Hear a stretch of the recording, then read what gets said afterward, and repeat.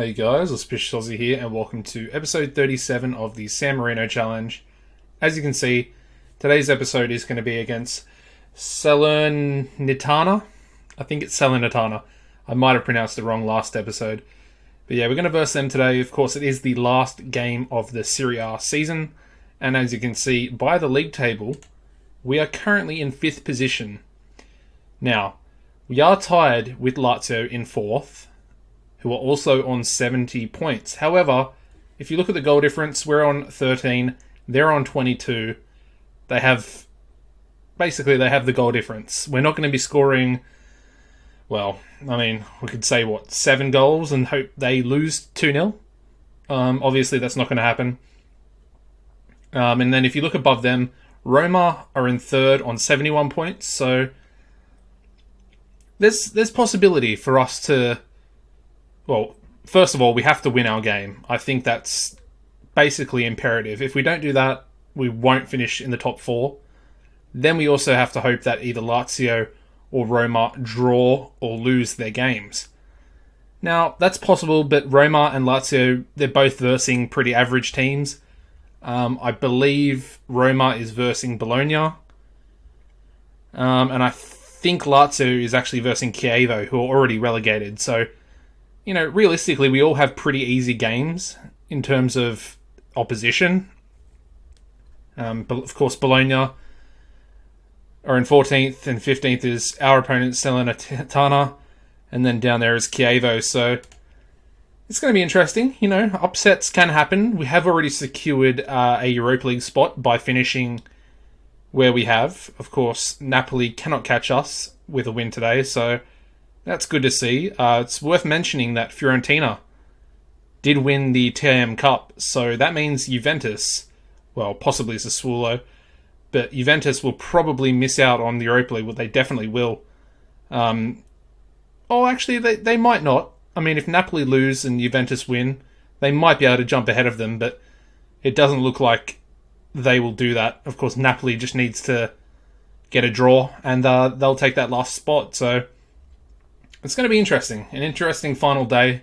Of course, we'll do a bit of an end-of-season review at the end of the episode as well. Overall, it's worth saying that this first season in Serie A has exceeded all expectations. I expected, to be in a relegation battle.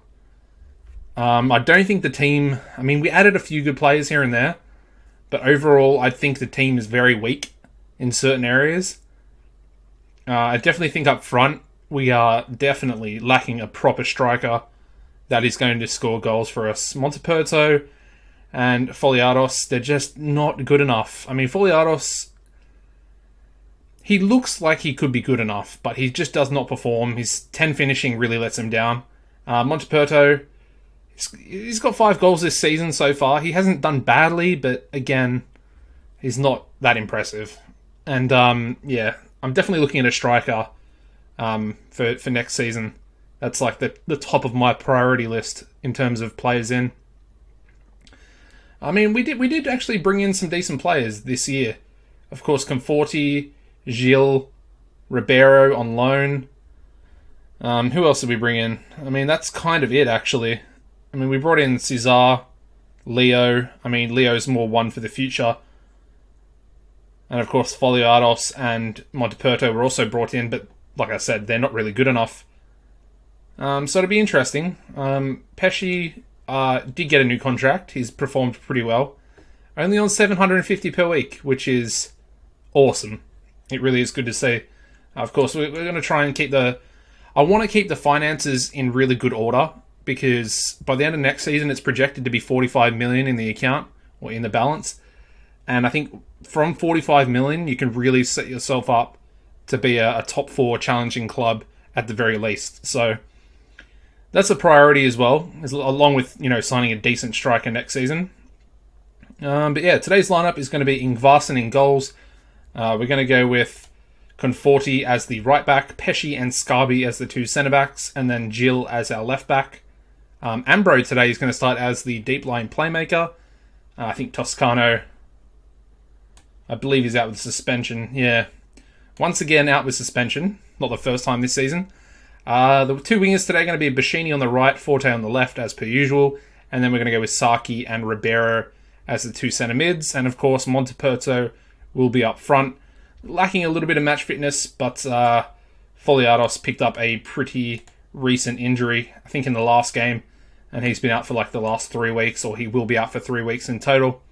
The bench today is going to be Pavoni, Mayembo, Ermacora, Gianchecchi, Novi, Tomiasello, Krasniki, Barossi, Falbo, and Chester.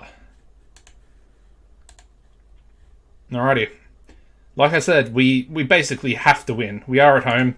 I didn't really go over the fixtures. I might do that after this game, purely for the fact that I feel like this game it's very important, and I kind of just wanted to get into it, just to sort of see where we finally find out where we're going to finish, because it did look like we were going to finish in the top 4. However, a couple of recent results that I'll go over once the game's finished have led us to be in this position.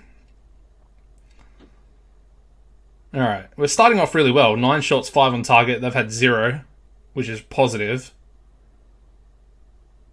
As Scarby picks up, we've got a couple of yellow cards for Scarby and Ribeiro now, so it's his 16th yellow card. Ribeiro, wow. That's a pretty unusual amount for a centre midfielder. But we are definitely dominating them, which is interesting because, like I said, our last 2 games have been quite bad losses, coming against Roma and Atalanta. And Bashini manages to sneak the ball into the bottom of the net there. Nice little assist there from Ambro as well. Of course, the deep line playmaker today. And we take the lead. I mean, the question is, and that's Saki's 15th yellow card. I guess this tactic really racks up the cards because of the harder tackling. It sure does. I mean, it definitely does. I mean, some of our performers out there are pretty bad today. 6.5s, 6.6 for Ribeiro. And I mean, we're absolutely destroying them in terms of chances, but we only have the 1 goal, which is a little bit worrying. A little bit. But I think overall, we're looking pretty strong. I mean, we're obviously limiting them to nothing. So, positive. We're going to make a couple of subs here, actually. Who are we going to bring on? Let's bring Krasniki on. It's his last game for the club. Again, we're 1-0 up. We're looking pretty good. Monteperto is not really doing anything either. Maybe Miembo, although I don't really want to disrupt the back line, but he's also leaving. His contract runs out. And I think we have better options at the club. We've got a lot of centre-backs now. Who else? Let me just have a quick little look here. Gianchecchi, he's also leaving the club, so we'll bring him on. I think that'll do for now. I might actually change Gianchecchi. I wanted him to sign a new contract, but he wouldn't really take... he wanted a bit of a ridiculous wage for who he is, and he doesn't really play, so I thought, well, I'm not going to give him a sort of ridiculous wage when I'm not going to play him. I mean, he's got a little bit of potential, but, I mean, he's nothing special. Nothing special at all. Alright, well, they haven't had a shot on target yet, and we pick up another yellow card. Roma are winning. They look like they're going to win their game, so I guess it will come down to that Lazio game, probably. I mean, oh my god, another yellow card for Forte this time. I'm not going to worry about it. We are at the end of the game. And of course, the suspension isn't really going to matter too much. I'd love to see Krasniki get a goal. That'd be something special. Bashini loses the ball. He's going to pick it. I thought he might have picked up a second yellow there. Pesci back to Ingvarsen. Only a few seconds left in the game. Good to see Krasniki get a few touches on the ball here. And there we go, guys. Full time. 1-0 victory. But is it enough? That's the question. Alright, so that was a good win, obviously. We needed it.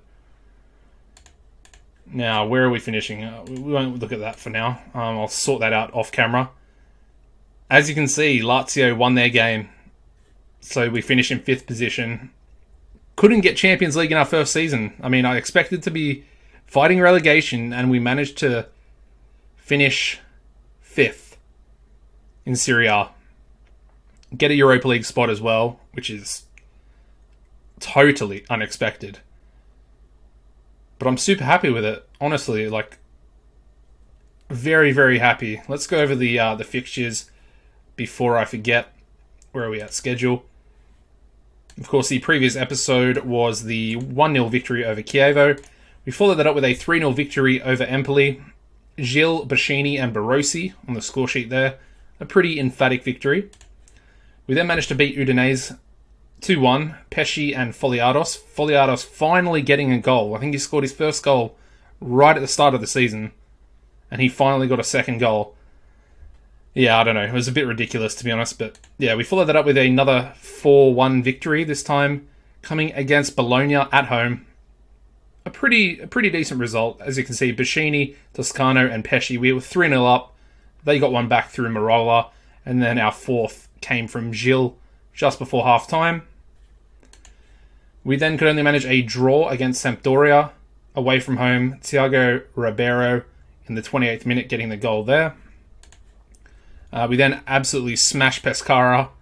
To be honest, they were lucky to get the goal, but I think it was more of an error from Leo. Of course, he played a couple of games here. I think he played the Sampdoria game, he played the Pescara. I think he might have played Roma as well. So he played 2 or 3 games during this sort of spell. And as you can see, Pesci, Ribeiro with 2 goals, and Monteperto on the score sheet there. And then came I would say it was probably the clinch game. I mean, you could say it was probably Atalanta as well, but yeah, Roma, 4-1 loss away from home. Van Dijk got a hat-trick. As you can see, he is a world-class Dutch striker. 3 caps already for the national team, 19 finishing, 18 acceleration, 18 agility, 16 pace, strong as well. And I mean, 18 off the ball. I mean, he is a world-class striker. And as you can see, already got interest in him from Arsenal, Chelsea, and Liverpool. And apparently he's got an 80 mil asking price. So hopefully he'll go soon enough to one of those clubs. And Roma will probably be a little bit, worse off, although they will have about 80 million to spend. Forte got the goal, but we were already 4-0 down at the time. And then this happened. Yeah. We gave away a penalty for the opening goal. We managed to get one back through Conforti. Then they got a second goal in the 75th minute and finished it off with a 94th minute stoppage time goal and managed to win the game 3-1, sorry. Yeah, heartbreaking. And of course, the game we just played there, 1-0 victory. I don't know what to say. That's a really... It's a tough way to finish 5th, but honestly, I don't think it really matters because I didn't really expect to be in this sort of position anyway. Let's have a quick little look at this squad. Of course, the highest average rating for the season was actually Carlos Antonio, the new signing this season. As you can see, played pretty well. 5 starts, 2 sub-appearances in the league. Managed to get himself 3 assists and a 7.23 average rating, which I think is very good, despite, the sort of limited appearances he got. The next best performer was the other right fullback, and again, new signing this season, Conforti. He basically played every game, more or less. 35 starts, 1 sub-appearance throughout the season, 7.19 average rating with 5 goals, 2 assists to his name. Just under him, we have Forte, who was probably... In my eyes, he was probably one of the best performers because along with Ribeiro, who was just underneath him, but with a 7.18 for Forte and his 10 goals, 7 assists, that type of return, it's very, very important, with our strikers not really scoring a lot of goals. He more than chipped in and basically helped us to where we are in the league. Along with Ribeiro, who got a 7.14 and got himself 9 goals and 5 assists. I mean, just under them is Pesci, the centre-back, who managed to get himself 4 goals in 28 starts. 1 assist for him as well, and a 7.11 average rating, which is really good. Very solid centre back. It's why he got the new contract as well, so he's going to be here for another 2 seasons at least. Basically, we extended his contract by 1 year and gave him a little bit higher wages. Under him, we have Leo. Like I mentioned, only the 3 appearances this season. Played a lot of under-20 games, which is sort of where he improved a lot. Still has 10 positioning, which is really low, but he got a 7.07 for those 3 games.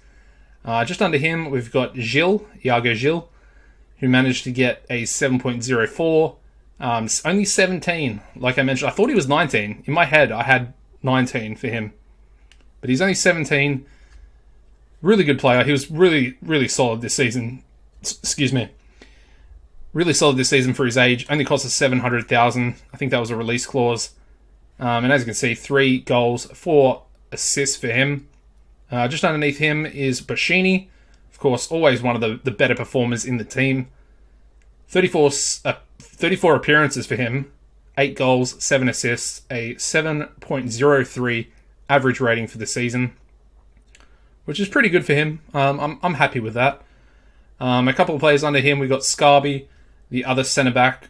He managed to get 3 goals and a 7 average rating in 36 starts. Yeah, that's kind of about it, really. The only other player is Saki, but Saki's a bit hit and miss. He started 37 games, 5 goals, 5 goals, 5 assists for him. And then we have Monteperto down there, who only got 5 goals, but also got 4 assists. So I guess he chipped in a little bit. But a 6.86 is kind of bad for a starting striker, in my opinion. So yeah, that's pretty much it, guys. If we look at the transfers, we got a couple of players coming in, as you can see. Just been trying to get a few players in. Of course, Shane Nunnally. It's a player a lot of people will probably be familiar with. We're going to get him in on a free transfer. I believe these guys are coming as well. These 2 academy players in the US. 17-year-old Bosnian from the Galaxy Academy. And then we have this guy who is a Turkish regen as well, coming from the Arsenal FC youth team in America. So they both come into the club.